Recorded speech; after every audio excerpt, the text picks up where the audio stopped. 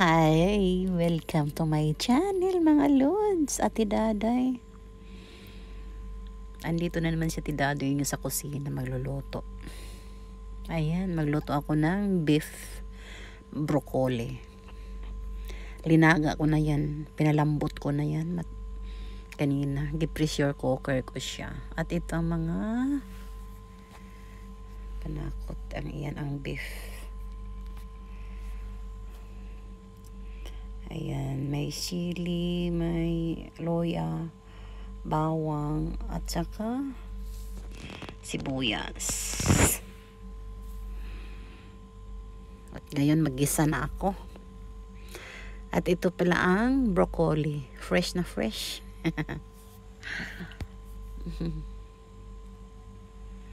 Ayan.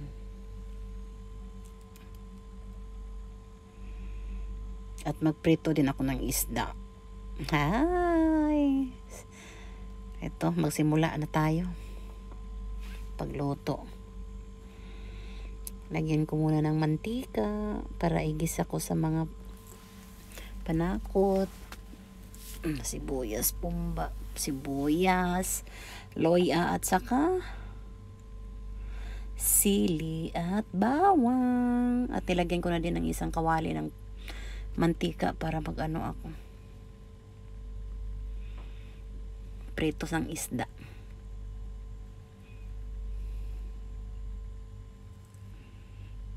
Ayan.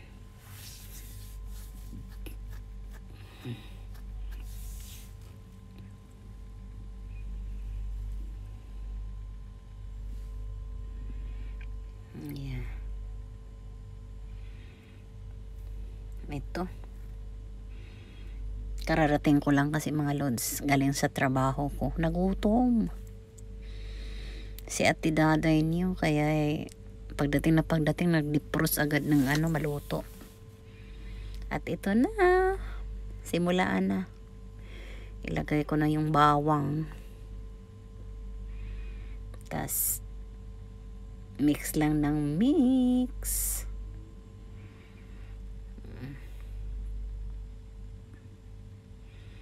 At ito talaga ang rolls ko. Pag dating galing sa trabaho, magluto. Kasi din, hapunan na din at saka yung pangbaon ba, kinabukasan. I-ready ko na kasi. Para para wala nang isipin kinabukasan ba kung ano ang babaonin.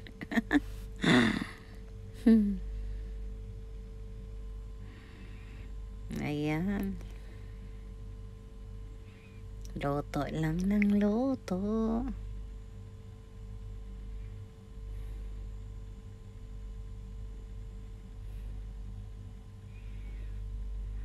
Ayan. Halo lang.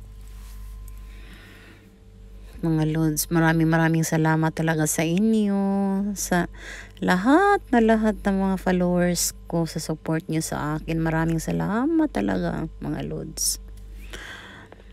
At kung hindi po nakapag sana bisitahin nyo ang akong YouTube channel mga lods. Ate Daday, same name pa rin po sa aking Facebook page. Ang hindi pa po nakapag-subscribe mga lods, please subscribe po. Maraming salamat.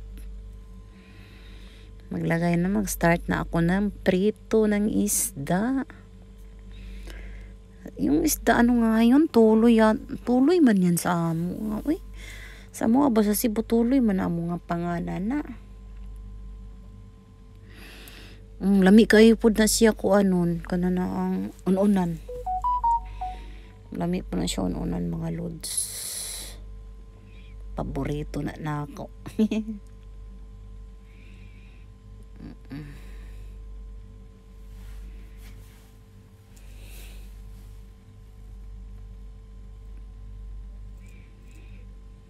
Ayan.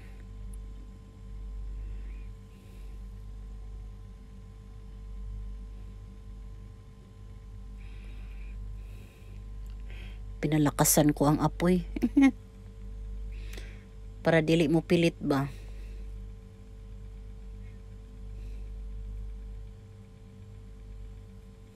Ayan,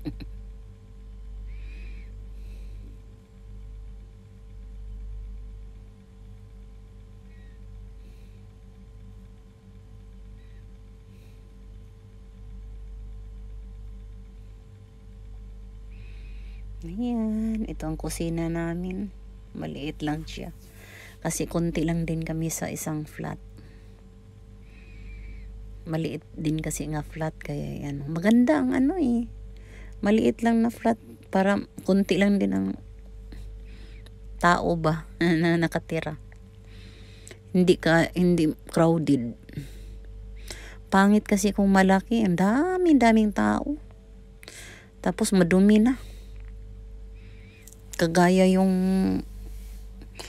tinitirahan namin dati. Ako, kadaming tao. Kahit anong linis mo, madumi pa rin. Kasi alam mo naman ang ibang lahi. Bihira lang yan maglinis sila, uy. Kadalasan talaga maglinis, mga Pilipino talaga.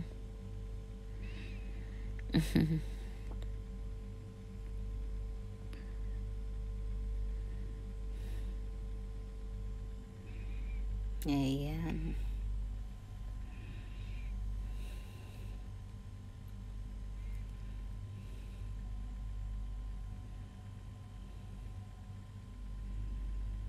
Ito, ibalik ko ng mga ibang ginagamit ko kasi ano. Ayan, madali lang, mabilis lang kasi siya lulutuin mga lods, kasi ano, pinalambot ko na yan sa pressure cooker kanina ang baka. Kaya malambot na yan. Ginagisa lang ako, tapos nilagay ko na, tapos na. Tapos ilagay ko ng broccoli, tapos na yan. Hindi naman kasi yan ano ng broccoli, kanang tagalan pa sa apoy kasi malata, pangit. Nindot man ang crunchy yun.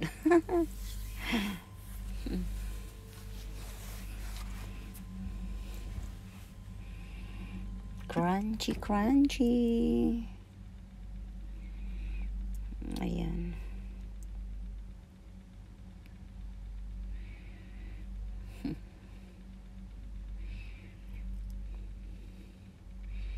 Kasi wala pang tao kasi pag ano, pagdating ko maaga ako makarating galing sa trabaho, wala pang mga tao, kaya luto agad ako para pagdating nila tapos na ako, sila na naman sa kusina. Maliit lang kasing kusina, kaya yan, one by one. Ayan. Don't forget to like and share mga lods. Please share my video and follow and comment din po mga lods. Kung mayroon kayong shout out natin, i-comment nyo na. Kung anong gusto nyo ipapaluto sa akin, i-try ko. I-comment nyo din mga lods. Yan lang din. Ayan, oh, tina-transfer ko na kasi luto na siya. Mainit na. Para mahugasan ko na din ang ano, kawali ba, para ligpitin.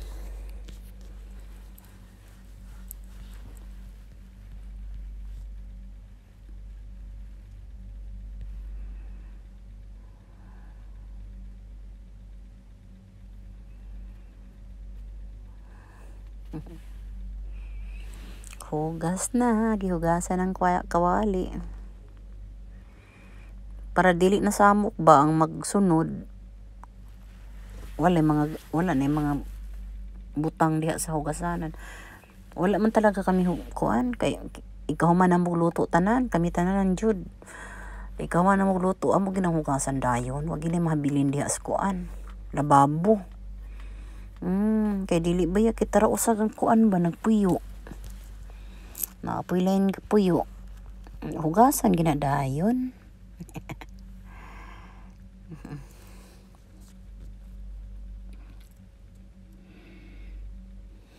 Yan.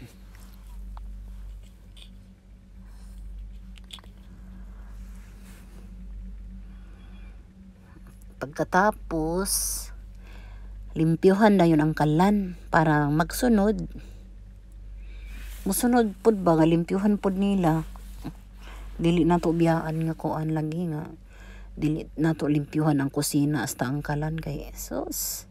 Sundon pud ba sa uban. Bisa mga Pilipino na mga Pilipino di man pud manghugas lagi. Di pud mang limpyo. Okay, thanks for watching mga lods.